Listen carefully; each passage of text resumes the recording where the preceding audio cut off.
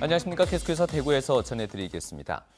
올해 치르는 2018학년도 대입수능부터 영어 절대평가제가 도입됩니다. 처음 실시되는 영어 절대평가가 대학 입시에 상당한 변화를 줄 것으로 보입니다. 보도에 김은혜 기자입니다.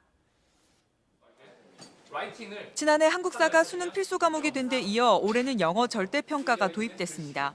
90점을 넘으면 모두 1등급이 돼 지난해 수능과 비교하면 1등급 비율이 100 가까이 증가하는 등 상위 등급이 대폭 늘어날 전망입니다.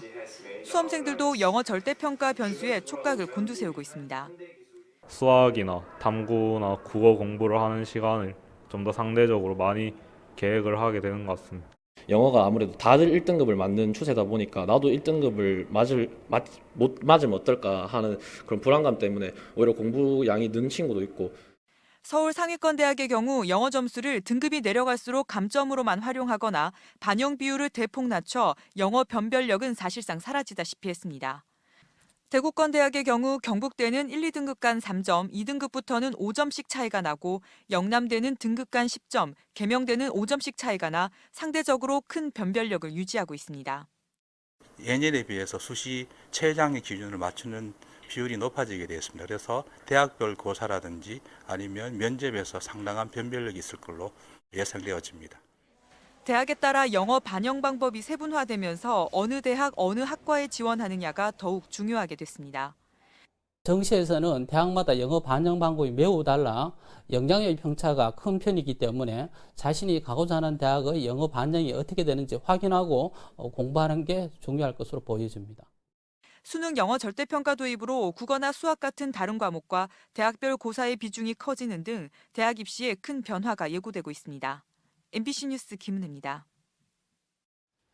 네, 대구와 경북 지역은 대체로 맑은 날씨를 보이고 있습니다. 오늘 낮 최고 기온이 대구 15.1도, 포항시 청하면 17.8도 등 11도에서 18도의 분포로 어제와 비슷했습니다.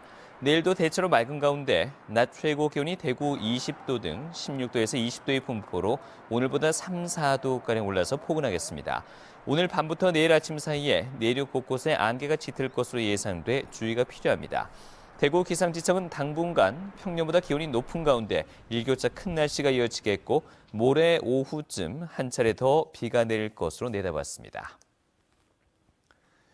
대구문화방송이 보도한 문화재 돌봄단체의 보조금 유형 의혹과 관련해서 문화재청이 대책 마련에 들어갔습니다. 문화재청은 대구의 문화재 돌봄 사업을 맡은 업체에서 관용차 사적 이용과 실적 부풀리기, 인력 저운용 등의 문제가 드러나 오늘 전국의 문화재 돌봄단체 대표를 소집해 대책회의를 한다고 밝혔습니다. 문화재청은 다음 주부터 현장 조사와 함께 특별감사를 시작하고 비위가 드러나면 고발 조치할 계획입니다. 대구지방경찰청도 대구시와 구청을 상대로 의혹이 제기된 업체에게 지원된 보조금 자료를 받아 분석하는 등 수사에 나섰습니다. 내일 치러지는 국민의당 대구, 경북, 강원 지역 경선을 앞두고 국민의당 대선 주자인 안철수 전 대표가 오늘 대구를 방문해 민심 잡기에 나섰습니다.